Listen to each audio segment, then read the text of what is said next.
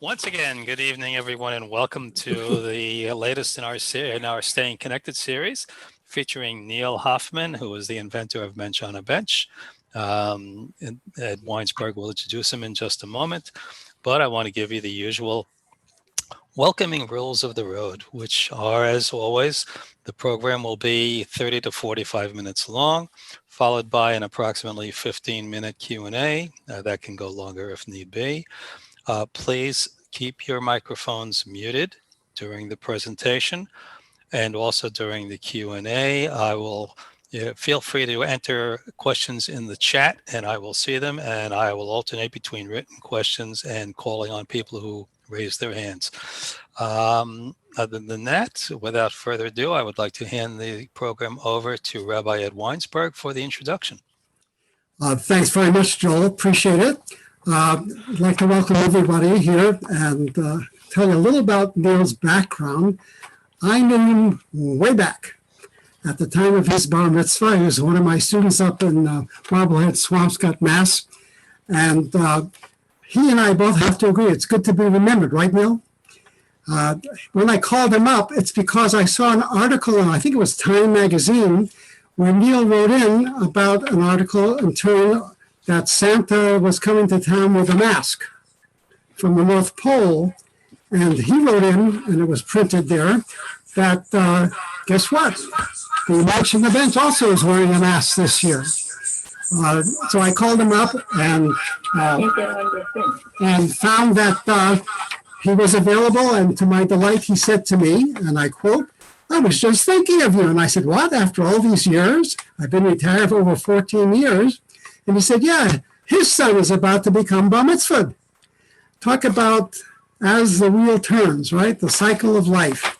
So it's my great pleasure to introduce Neal, who grew up in Marblehead and went to undergrad at University of Michigan.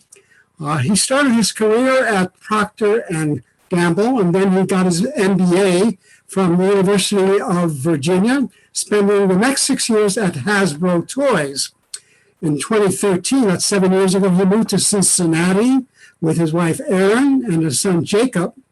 And as you might have heard already, it was when Jake saw a toy called Elf on the Shelf that we know that Neal said, "I'll make you a Mensch on a Bench." And so as Neal told me, so it was that Jake Maccabee Hoffman inspired him to create this wonderful doll, which has significant meaning for Hanukkah. And he's created a whole line of dolls for other Jewish holidays. So now Neal has two sons, Jake and Alex. He sold over 250,000 Mensches on his way to becoming the most publicized brand to come out of the Shark Tank. And I'm sure Neal will tell you more about that experience as well. Neal, it's all yours. Well, thank you. I mean, just so nice to have your former rabbi reach out to you. And literally we were sitting at the table talking about bar mitzvahs and what my process was like. So what a pleasant surprise to find you again after all these years. Well, I'm very excited to be here. I think I have an interesting story to share. Let me just bring up the deck here. So, and can everybody see this? Yep, very good. All right. Well, what I want to do today is just kind of tell the story of the Mensch on a Bench and how I was able to take this passion for both Judaism and this passion for toys and turn it into a business. But before... Try it again. It's working. But I get on my phone. I don't know how to get in here. Video that kind of shows you some background on the Mensch.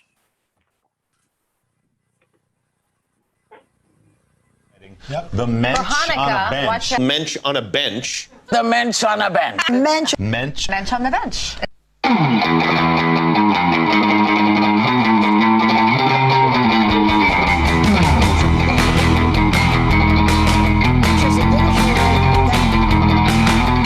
First into the tank is what the entrepreneur hopes will be a new addition to an ancient tradition.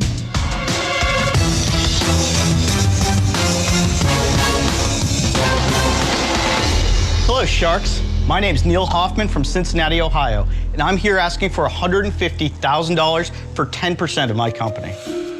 Our religion is over 5,000 years old. Doesn't mean that we can't add some more Hanukkah to Hanukkah. Introducing the Mensch on a Bench. Jewish family tradition designed to bring more fun and more memories to your household. Every Mensch on a Bench package comes with a 12-inch Mensch, his very own bench, and a hardcover book that tells the story of Moshe the Mensch.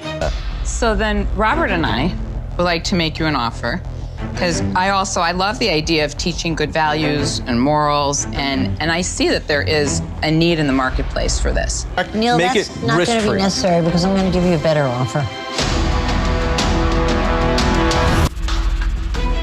Your counter, Neal, was $150,000 for 15%. Done. Done. Come on in. Muzzle tov. Thank you guys very much. Do we get to keep the big guy? There you go. Thank you. From today, the 8-day celebration begins. We love the Mensch on a Bench. Mensch Last year we Mensch on a Bench. He's back. He's got a book. Oh, he's a book? He's got a book. He's an author now. That's right. What's his story? His story For those is who don't know. he's a Mensch. He's on a bench. On a bench. Oh, come here, big guy. Oh, he's tied down. Hold on. For those of you not familiar with the Yiddish, Mensch means a person of integrity and honor. Joining us now, Neal Hoffman, founder of Mensch on a Bench. Welcome, Neal. Thank you. This is your idea entirely? It is. You saw the success of Elf on a Shelf for Christmas, and you went with the Jewish side of things, Mensch on a Bench. So as meet Hanukkah's answer to Elf on a Shelf, this is called the Mensch on a Bench. That is He will move each night of Hanukkah to somewhere else because, he's busy. He's got stuff to do. One of the hottest and already unavailable items this holiday season has slowly but surely taken over the entire household of Neal and Erin Hoffman right here in Madeira. Neal got the idea for Mensch on a Bench when he took matters into his own hands to cure a case of what he calls elf-ism. But we still got the Mensch on the bench. All right. All right. So what I want to do today is kind of take you through behind the scenes of how did it happen, lots of pictures, lots of videos, and what can we learn from the Mensch on a Bench? So how do you take an idea and turn it into a reality? How do you start a business without a major investment? We were essentially profitable from day one. And the power of PR and how we were able to craft and tell this story in a way that we went on to get 4 billion media hits. And we've become the most publicized brand to ever come out of Shark Tank. When you look at some of these brands, I wish I had those businesses and they wish they had my publicity. So a little bit about me. I've always wanted to make toys. And, growing up, I had toy collecting. I'm a collector. I started my career at Procter & Gamble and just was stifled. I say that was got my first job, first apartment, first wife. And the only thing I kept was the wife. So Erin, all these years later, and she is a reoccurring theme in this story as well.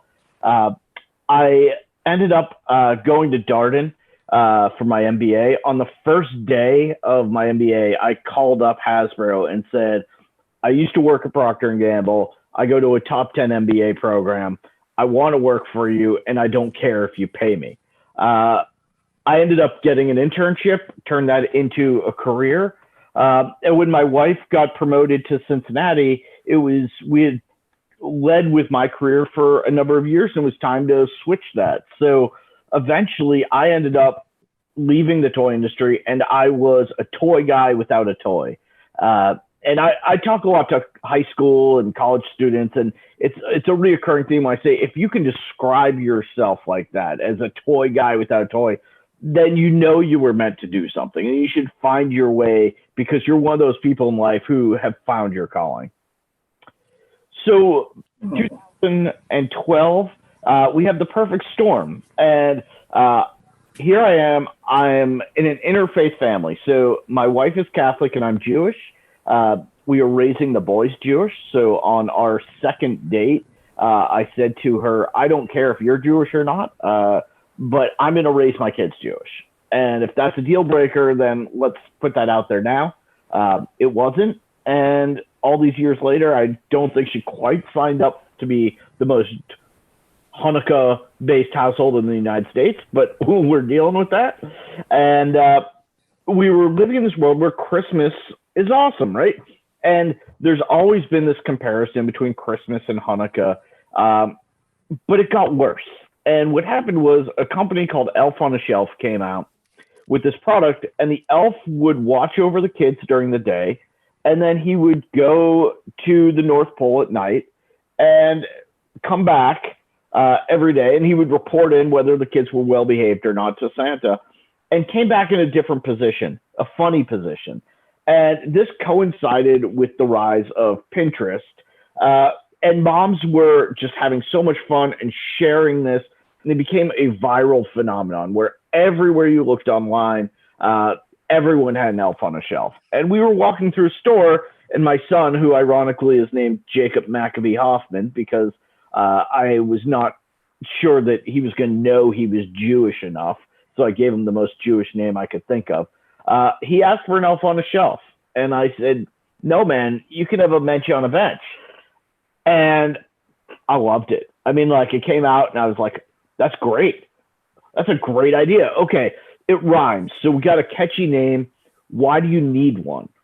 So I ended up coming up with the story of Moshe the Mensch. And the story, this is really important to me, is he's kind of the Forrest Gump of the Maccabees. So I want to keep the story of the temple true and just tell it from a different angle to teach kids about it. And really, at the end of the day, I moved away from Boston, away from my Jewish family. I didn't have a temple. I needed to create a tool to bring some more Judaism to my house. So the Mensch on Bench goes to the temple with the Maccabees. They come back from fighting the war. They're all tired. And he says, oh, the oil's still lit. Let me sit down on this bench and watch over it for you. And they say, oh, you're such a mensch sitting on that bench. And the next day, they can't believe it's still lit. And he introduces Gelt. And then the next day, it's still lit. He introduces dreidel, and then prayers and mitzvot as something every day. So I ended up coming up with that story and the 8 rules of having a mensch. And it can be anything from you have to name your mensch. They like to have their picture taken. One night of Hanukkah, they like to give presents instead of receive presents. So it really was just a marketing tool that I was creating.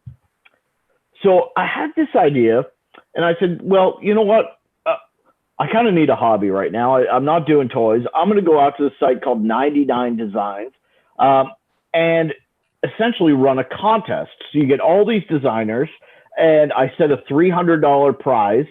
And I said, this is what I'm trying to do. I'm trying to do the Mensch on a Bench. It's a Jewish alternative to Elf on a Shelf. And people started submitting all these different logos that I could use. So a bunch of these have never been seen before. So on the left here, you see this is one of the original ones. And I felt like this one was too traditional. I didn't like the payas and the star. I didn't want to go overly stereotypical. And the one on the right, I really liked the style, but it felt kind of elven, right? With the ears and the eyes, it wasn't exactly right. So eventually we got to the right look. And this is the logo we had for Mensch on a Bench. And at that point, I said, you know, what can I do here? And my wife, after I've been talking about it for 2 or 3 weeks, finally said to me, you need to get off your ass and do something about it. And thank God she did that, because I submitted for the trademark that night. Somebody else filed for the trademark 2 days later. That phrase, get off your ass and do something, is the difference between us having a business and not. I went to get the domain Mensch on a Bench. Somebody already had that. It was a third person with the same idea. I had to go get the Mensch on a Bench as my domain. And later on down the line, I ended up buying that back from them for like $200 and $2. And I got the logo made, as I said. So all in all, I borrowed about $1,000 from my wife for my little project. And I said, well, I'm going to bring this out to Kickstarter. And Kickstarter is a site where you can put up your business ideas and people can support your idea and pre-order your product. And basically, if you hit your goal, and my goal is $20,000, then you go ahead and you make it. And if you don't, then you give everybody their money back. And the reason you do this is because there are minimum order quantities, and you have to make at least, let's say, 500 Mensches, and they're $15 each.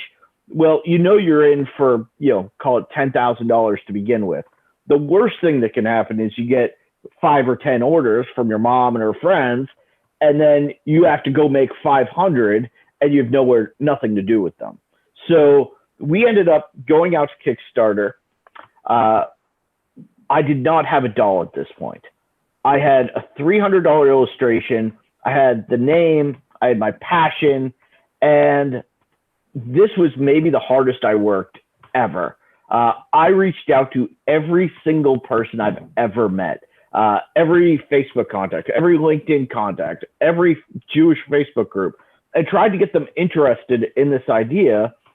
And by some miracle, I did raise the $22,000. We pre-sold 300 Mensches. So that was the $20,000 was enough money to make 500 Mensches.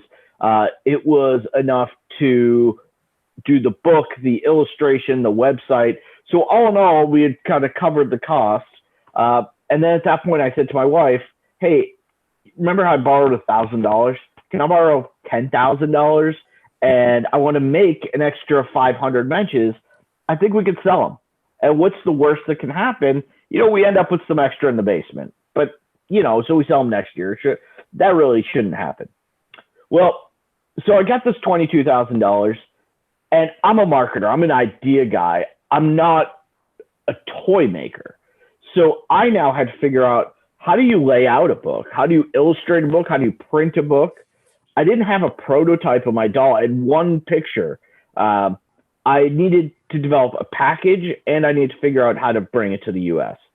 Now, the package is interesting because I really didn't need to do a package. I could have just done the doll. But right from day one, because I'm a Hasbro guy, my vision was I wanted this in this beautiful package with the book sitting in there, ready to go on shelf in Target, so that when everybody got their packages this year and start posting pictures, eventually a buyer was going to see this and we were going to go mass market it. So it added a lot of cost, it added complexity, but it was part of the plan from day one. So now we get to some of the fun stuff behind the scenes. This is the first Mensch on a Bench ever made. Funny thing is, when you talk to China, there are some differences in the language barrier. I try to explain to them that there's a stereotype of Jews having big noses, so I don't want him to have a big nose. Well, their solution was just not to make the nose. So I got this bushy-haired guy with no nose, and he's more orange than Donald Trump. So we scrap this one, we go the next one. This is better, but now his nose is literally like half his face, right? So the one thing I was worried about was the one thing they didn't do. So we get to version 3. This is better, but the eyes aren't that friendly. The mouth is kind of grimacy, but I ran out of time. And this is actually what we shipped for the first 2 years. And I went on Shark Tank, and then the shark said to me, why do you have this gorgeous looking illustration and this ugly doll? You need to fix that. And there are two ways to take that. You can say, this is my baby, it's not ugly. Or you could say, hey, that's a good point. And it was a good point. So you'll see here on the left, we improved the doll. We changed the eyes up so they're a little more human looking. We took out the lower row of teeth. We stretched them out. And this is the Mensch that we have today. The package, very important to me, as I mentioned. So I went to a couple friends of mine who worked at Hasbro. They were on my G.I. Joe team when I worked there.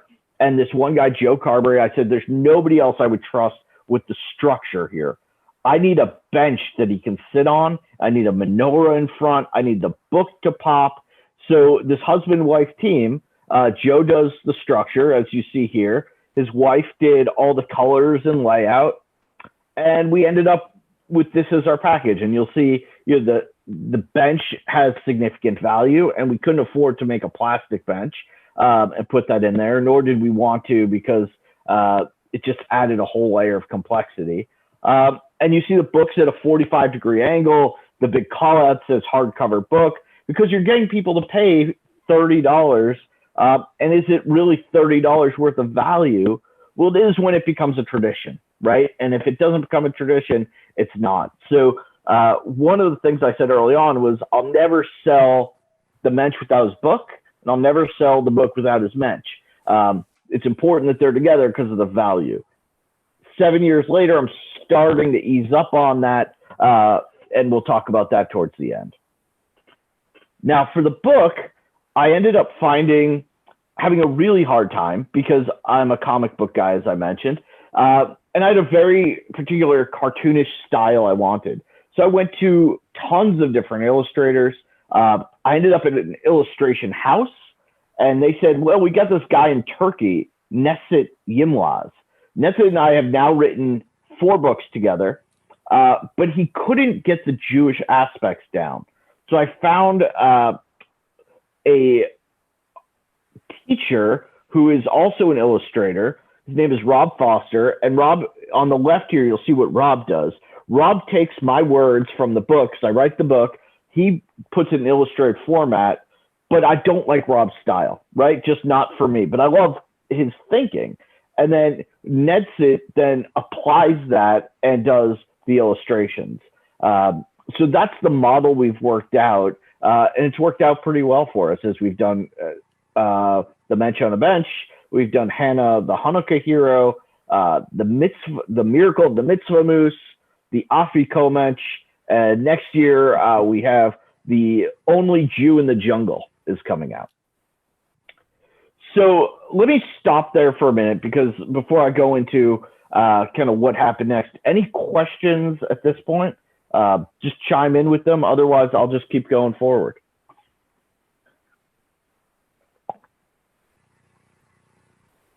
Okay. So 2013, we pre-sold 300 units. We made 1,000, and it sold out in 10 days. The reason it happened, and the first domino to fall, was I had sent samples out to the Today Show, to The View, to the New York Post.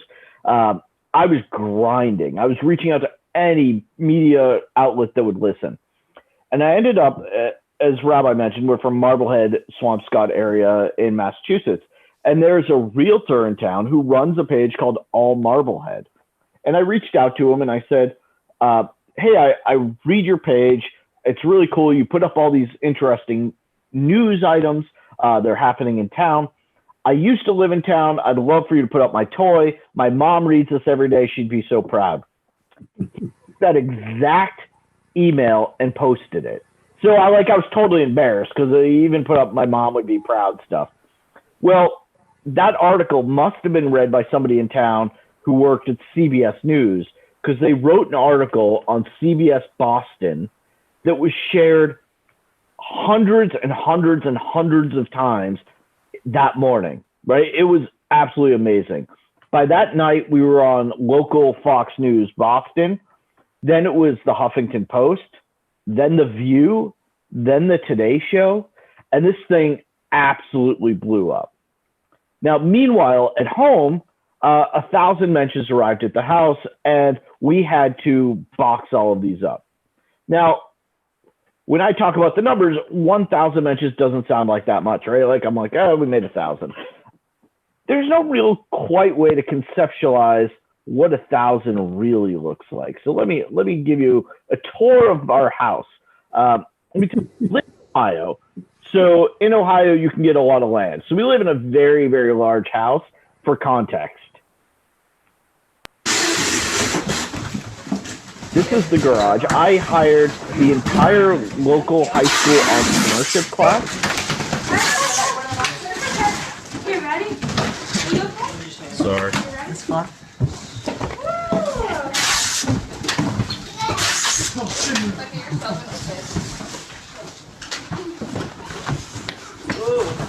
All right, now we go through the house.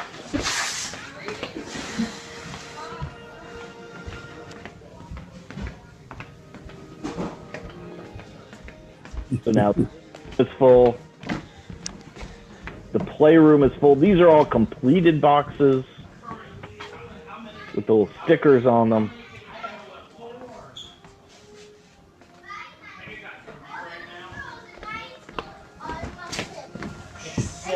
Especially Morgan. Oh yeah. Go to the basement, they're packing Really more. awkward if I thought it was a picture. Yeah, it's a video. All right. Okay, it's now. More boxes on the stage up there. All right.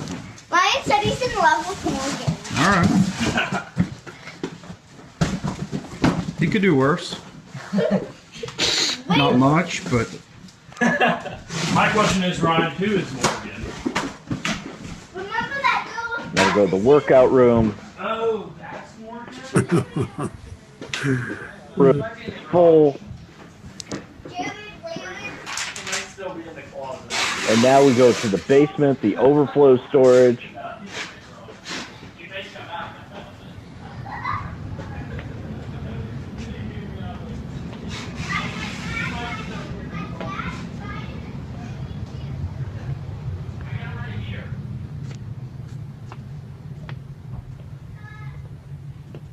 So it just keeps going.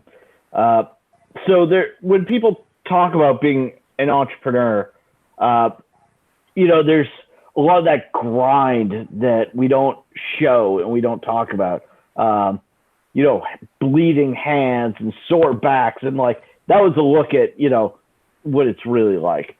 So we get all this publicity, and I end up doing a roadshow in 2014. I go to Target, Bed Bath, Michael's, Barnes and Noble, and everyone wanted the product, right? They had this huge success with Elf on a Shelf. They saw that we sold 1,000 Mensches in 10 days. Just imagine if we put it on their shelves. And we got an order for 60,000 Mensches. Now, one of the funny things here is when Target orders these, they don't pay for them. They just write you a purchase order. And when you go to China and say, hey, I need 60,000 of these, they say, okay, well, you got to put a deposit down. You got to buy your materials. So I had to go back to my wife when we had 2 young kids and say, I need to borrow some money. And she's like, how much? And I was like, all of it. She's like, what do you mean? And I was like, I need to cash out the college funds, the 401ks, 6 figures to send to China. And God bless her, she let me do it. So I'm going to start speeding up here because we're at the half-hour mark. We ended up getting on Shark Tank. I got a deal with Robert and Laurie, and I can talk about that at the end if people have questions about Shark Tank. But we're still together to this day. They bought 15% of the company for $150,000. They love the company because we're doing good out there, and we've been around for so long. We love them because they're hands off and they let us do what we want. As I think about the PR, right? And why did it work? And why does it still work today? Because it's funny and catchy. Mensch on a Bench is funny. I talk about the elf envy I have. My phrase is adding more Funneka to Hanukkah. And when I go out during Hanukkah, the local news networks feel that they have to talk about Hanukkah every year. So Mensch gives them something to talk about because they're starved for storylines. And they love that this is authentic and relatable, right? I am truly doing this for my kids. I love doing it. I'm the one who, when you order from our website, I'm packing it. I'm the one who answers the phone when you call our customer service. It really is a one-man show. And people, when they call our phone, they're like, I saw you on Shark Tank. and I'm talking to them one-on-one, and people appreciate that. If there's one lesson that I took away from this more than anything, it's just not having fear of rejection. And one of my favorite stories is that when I came up with Mensch on a Bench, that year was Thanksgiving. That was when Thanksgiving and Hanukkah fell at the same time. And this kid in Brooklyn had created the menorah, the menorah turkey. And this kid was getting tons of publicity. And I was getting tons of publicity. And like, we were battling it out. And, it's like a fourth grader from Brooklyn. And he was eating my lunch. And I turned on TV one day, and Obama had the annual Hanukkah party, and he had a menorah in his hand. And I was like, whoa, no, I need to be there. And I made it my mission to make it to the White House Hanukkah party. And this picture is my wife and I at the White House. You see the picture in the lower right is us inside taking a picture by the pillars. We made it to the White House Hanukkah party. And the number of doors that have opened, the Boston Red Sox called and said, we'd love you to participate in Jewish Heritage Night. I said, participate? How about we bring Robert Herjavec and we have the Mensch throw out the first pitch, and we give away Mensch on a Bench bobbleheads to all the Jewish people that attend. And I got to go out and have what I called my second bar mitzvah. I had all my friends and family from Boston in the stands, got to throw out the first pitch. My kids got to go on the field. So it's been an absolutely amazing experience to see Mensch on a Bench expand from just a Hanukkah item into Jewish culture. And whenever Jews are celebrating, they feel like it's an opportunity where you could bring out your Mensch on a Bench. So through today, over 200,000 families have had Mensches. Now it's over 4 billion media hits. We had the female Mensch, which was a huge hit. One thing I want to do is have an app. I could not afford to do an app. So I reached out to the people at Elf Yourself that are one of the most successful Christmas apps where you turn yourself into an elf. I asked them why they didn't have a Mensch. And here is the result of that. We're in year 5 of our partnership with them, where you could turn yourself into a dancing Mensch. I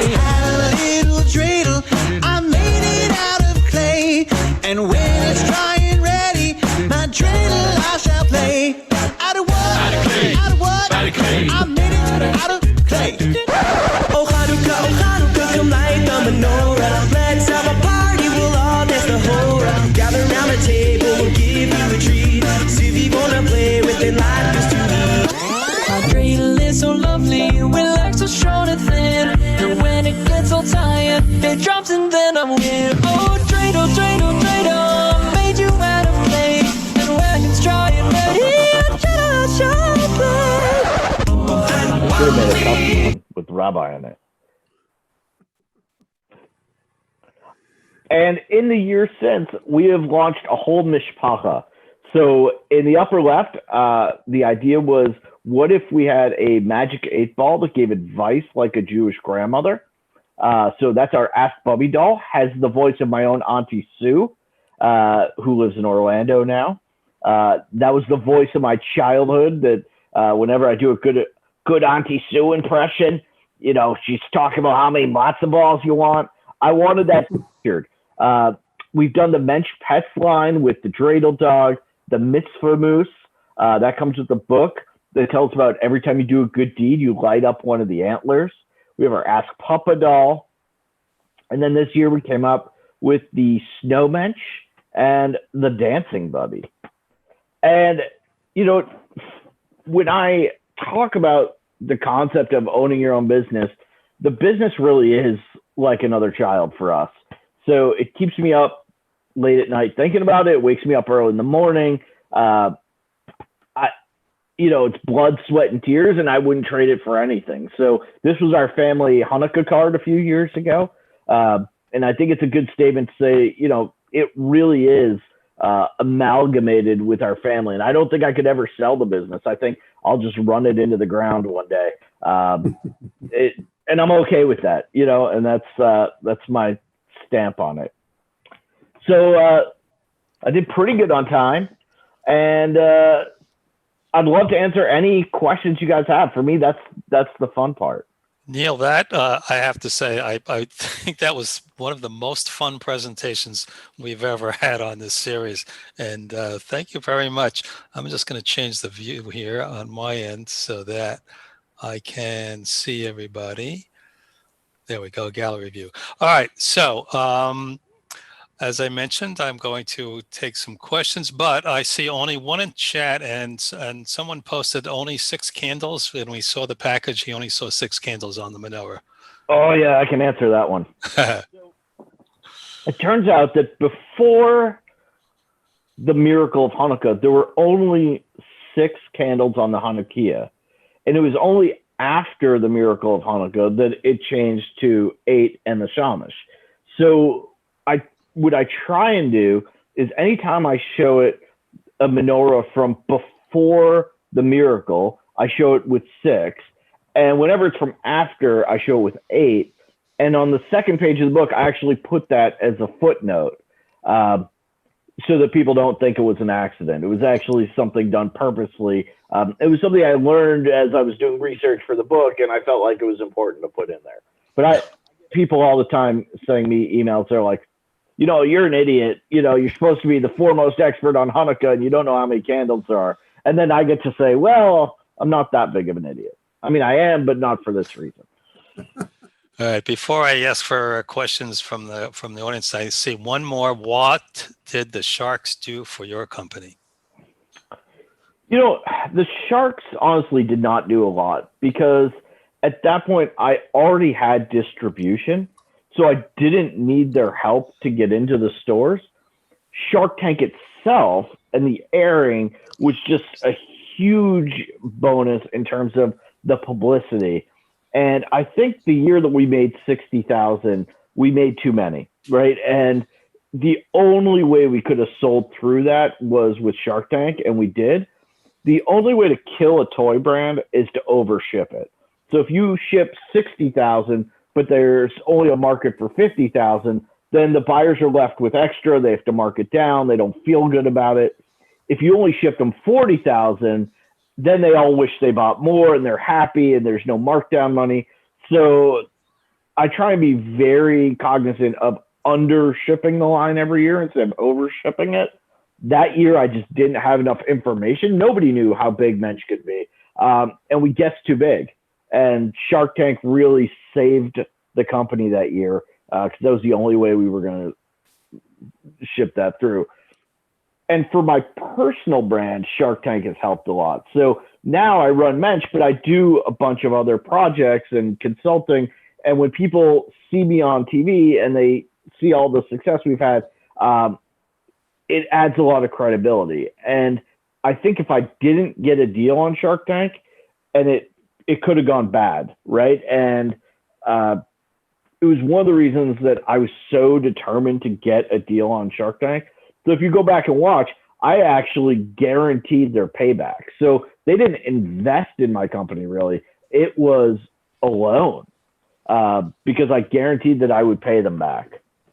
I see the next question was, when did we become profitable? We were profitable essentially from day one. So the $22,000 we got on Kickstarter was enough that we broke even on all the product we bought.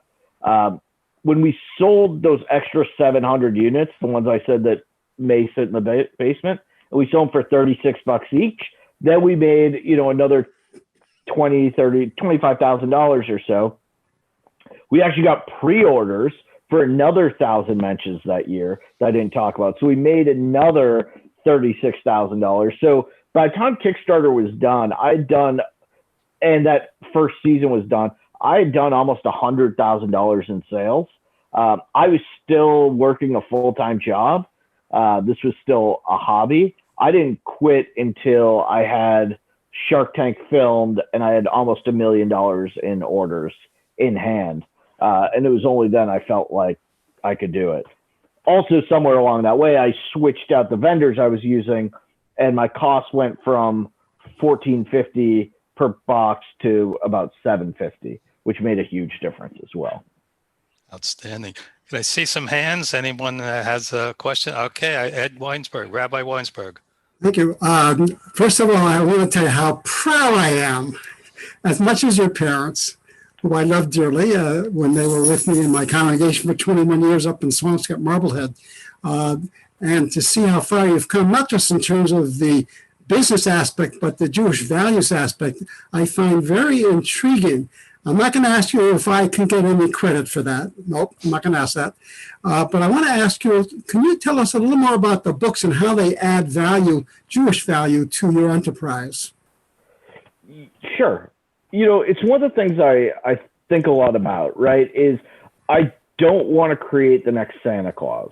And if Mensch gets bigger than the holiday, I've done a disservice to Judaism, which isn't what I want to do. It goes against what I was starting this for. I also want to balance the education and the humor. So the line is kind of divided where, like, Ask Bubby is funny, right? There's really no educational value for a talking Bubby doll or dancing Bubby doll, but it allows me to do the educational aspects, like the Miracle of the Mitzvah Moose. The next one that's coming out is The Only Jew in the Jungle, about the Mensch goes on a safari and finds a lone Jewish animal living in the jungle. And it's essentially an allegory for my kids living in Ohio, not near any other Jews. And it's like, how are you Jewish when you're the only Jewish person around? I wrote the Afikomensch book. And that's the only thing we lost money on so far. But I still did it, and I knew we were going to lose money, but I thought it was important to have it out there and do it. And my parents are featured in that book, and the Mensch comes to their house, and Papa hides the Afikomen, and the Mensch helps them find it. So, you know, I am trying to do a true service of bringing educational elements, bringing good Jewish values out. It's what I believe in for my kids. I'm much more socially Jewish than religiously Jewish, so I think that is influenced. And then what's interesting for me is through this process, I've hit it off with the rabbi at my temple. I've joined the board and the steering committee and become much more active in the temple as their marketing guy. And then she's there whenever I come up with ideas, and I'll bounce them off her and say, hey, what do you think of this? What do you think of that? But, you know, it is that balance, right? Because a Jewish snowman isn't educational. That's just funny, right? Something we can be proud of. But at the same time, the Miracle of the Mitzvah Moose, that's the one I'm most proud of. That I think is the best story that we've done. Also, I want to know if you are exporting at all outside the United States? You know, we did Canada for a little while. The Jewish communities aren't that large or concentrated elsewhere that it makes sense. And we've tried Israel, but they just don't have the appetite for it. Because they don't have Elf on a Shelf, they didn't feel left out by it. And Mensches, you know, Hanukkah's a more minor holiday for them. Mensch was chosen to be the mascot of Team Israel's baseball team. And that's a whole other story that was amazing. And I was hoping that might get us to take off in Israel. But so far we've said the juice isn't worth the squeeze there. All right. Can we see any hands? Any hands? Questions? All right, Josh Melitz, unmute yourself. Hi, Neal. Thank you so much for joining us tonight. So my wife and I moved from Boston just a year and a half ago back down to Sarasota, and we were at the Jewish Heritage Night game and got to see your second bar mitzvah. And I have this sitting on my desk proudly. And this is the bobblehead that was handed out to all the folks there, if you can see that. So it's a real treat to hear from you now and to have that. My question is you actually just brought it up for about that episode. I work for a Jewish National Fund, and we had the Project Baseball as one of our projects that we work with. And I was wondering, what was your perspective on that story of how the mascot became from the national baseball team and how that all unfolded? Yeah. So for those who don't know, the Team Israel team was made up. It was kind of like the Bad News Bears. It was a bunch of has-beens and would-have-beens and Jewish players that they'd like hunt to find their Jewish heritage. And they put this team together, and they weren't supposed to be any good, and they kept winning. And the World Baseball Classic is like the World Cup of baseball, and they were 400-1 odds, and they kept winning. And Cody Decker, their captain, bought a Mensch on a bench and put it on their bench when they were playing in Brooklyn. And then Cody, he's such a trip, ended up carrying it out on the field and then took it with him to the press conference and started speaking about it as if it were a real person, and kept doing the shtick. Like he was doing this Andy Kaufman shtick with the thing for like weeks. And I just thought it was awesome. I thought it was hilarious. And they were getting a lot of publicity, and it was getting picked up by all the papers. So I reached out to Cody. It was like, hey, man, I appreciate this. This is fun and funny. Let me send you a big Mensch. So I sent him a 5-foot giant Mensch, the Bubby, and he started driving around LA with it, like to go through the car lanes. He brought it with him to some of the games. And then when they made to like the semifinals, he brought it with him to Japan, I think Korea as well. We're going to partner with them for the upcoming World Baseball Classic. And this is where it becomes interesting that I'm trying to find the right way to say this. I'm blessed enough that this business does well enough. My consulting business does well enough. My wife has a real job that I don't need to milk Mensch on a Bench for profit. So when something like this happens, I've never made a dime off the World Baseball Classic. Like when that was going on, we were sold out. It was middle of the summer. We've never licensed or tried to sell anything with their name. We've never tried to sell them anything. I just think this is awesome, right? I love to be part of it, and we give them free product when they need it. But for me, that's what Mensch is about, right? Like there's value for me in being part of the Jewish community and seeing something I created travel around the world and be on ESPN and representing Jews, that's where I'm glad I own 85% and the Sharks only have 15%, because as we go further down, Mensch is going towards the end of its life cycle. So although it looks like a multi-million-dollar company from the outside and we get tons of press, the bigger it gets, it just means more people have bought Mensches, right? There are less people left to buy them. So we're still doing fine, but it's not a gigantic company. But I love the experiences it brings. I got to bring my son, Jake, went with me to Atlanta, and we brought the Mensch costume. And we went to the movie premiere. We got to sit next to the players. We got to go out to dinner with the directors. And that's the kind of stuff, it's like once-in-a-lifetime experiences. It was like absolutely worth it. We were in this documentary. So it was just very, very cool. So happy to be part of it is the short answer. Neal, I have a question from the lady sitting next to me. I was just wondering, does Shark Tank own 15% of just Mensch or all the Mensches? So they own 15% of the company.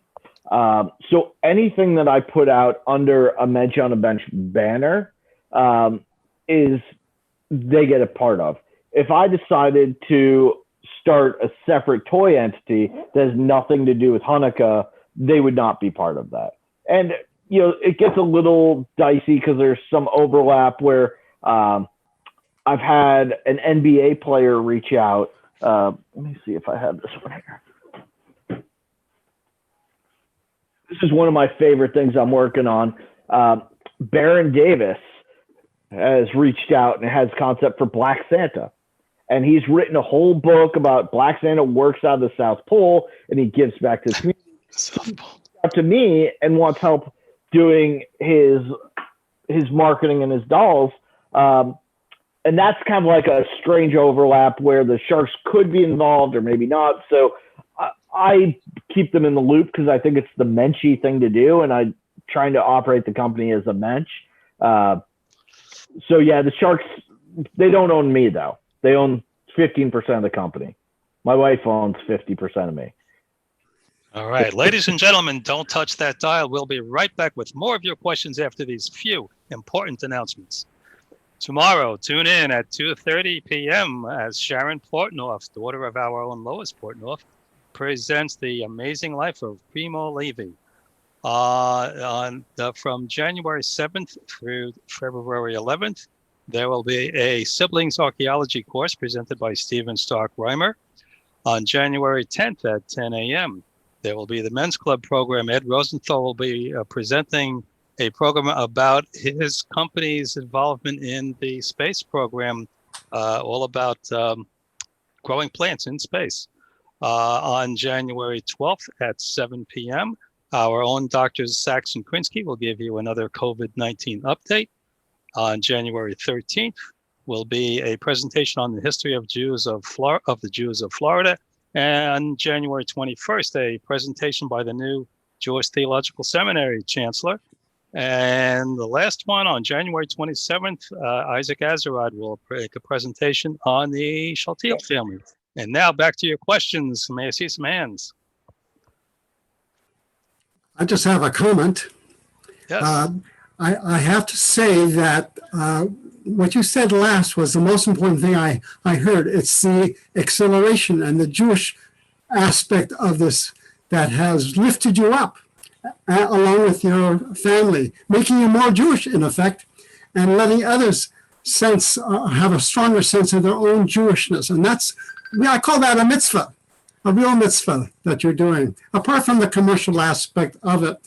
And maybe most importantly, it sounds to me like you really had a terrific journey from your youth till now, and may it continue with all success. Well, thank you. I get bogged down like everybody else in the day-to-day of everything. And then once in a while, I'll get an email from someone that, I got one this week that was like a tear to my eye. It was this woman talking about her son-in-law was Jewish and his dad passed away. And before he died, he made her promise that the kids would have some Judaism in their house. So she's the one she's Presbyterian. She brought the Mensch to their home, and she said that her son-in-law lit up in a way he hasn't when she brought in the Mensch and read the story and wanted advice on other Jewish holidays. And then I ended up getting her to sign up for PJ Library, and it was like, it just felt good, right? It's like, this is why I started it. Forget all the bull and all the dolls and stuff. It's like the whole concept was just, can you make Hanukkah last 5 minutes longer? And we've been able to do that, and that's pretty fun. Great. Hands? Any hands? Oh, I see Yvonne. Unmute yourself. Oh, you have to unmute yourself, Yvonne. The bottom of the screen. No, Yvonne is muted. Got it. There you go. It wasn't Okay. the bottom of the screen. It was the top of the screen. Anyway, hi, Neal. Hi. I wanted to know if there was any connection between Mensch on the Bench and the ice cream place called Mensches. There's not. But I've reached out to them a number of times to ask them if they would like to partner together, and they've never responded. But you will find that anytime anyone says Mensch or any opportunity, I chase after them now. So, for example, Jake Tapper last week posted on his Twitter only 2 days till Hanukkah, and he posted a picture of the mitzvah moose, which was great. So instead of just letting that lie, I sent him the snow Mensch, and 2 days posted that and said, hey, look, somebody sent this to me. I was like, I wonder who that could be. So I'm always looking for opportunities, but Mensches has not worked out yet. Okay. And you've got a compliment in the chat room that says, okay, you just demonstrated that you are a Mensch. That's from Iris. Yes, as a matter of fact, I read in your resume, which I didn't mention at the opening, that you are the Mensch in chief of your company. Yeah, I gave myself chief executive Mensch.